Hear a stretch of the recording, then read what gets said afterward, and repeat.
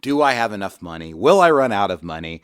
What happens to my spouse if I'm not here? What's it going to look like from a tax standpoint? Purely financially driven. And I will tell you, if you don't have finances, separating from the workforce can be difficult. I get that, right? But there's three other categories, and that first one is the physical side. Yeah, and so you really, I think, have to ask yourself, and hopefully you spend a lot of time talking about what are you going to actually do, what do you want to do, and what is it going to take on your body, and do you need to move that timetable up so that you do? It really starts with what they want to get done. There are a couple sayings that, and you know me well enough to know how serious I take this. But there's a couple sayings. One is that people will give away their health to get wealth. And then they will give away all their wealth to try to get their health back. And, fortunately I got on that track before I gave away all my health, but, I certainly did some things to my body, early in building a company where I was working entirely too many hours that weren't bright. So I understand that. Another saying is a man with his health has 1,000 wishes. A man without his health has but one. Right. And, we can't control, some things that happen in our lives, but others we really can. And, just as you plot out and plan everything else, I would plan out that physical, how that's going to look in your life, how you're going to do it. We're now, I'm 54 and I'm now in the habit of when I'm going someplace, especially in 19, I was doing that.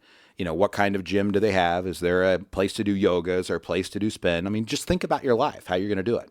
The second one is mental.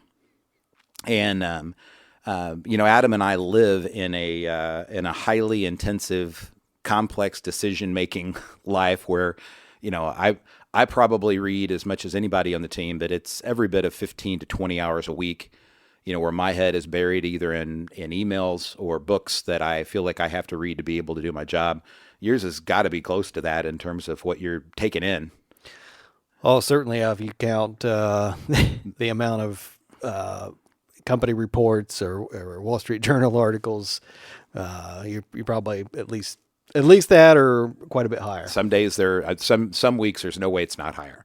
And so when you separate from the workforce, think about what the mental workout that you put your head through, right? I mean, you may look forward to the days when you can read, the fiction books and Westerns, as my grandfather read when he left Chrysler after, 40 years of working there.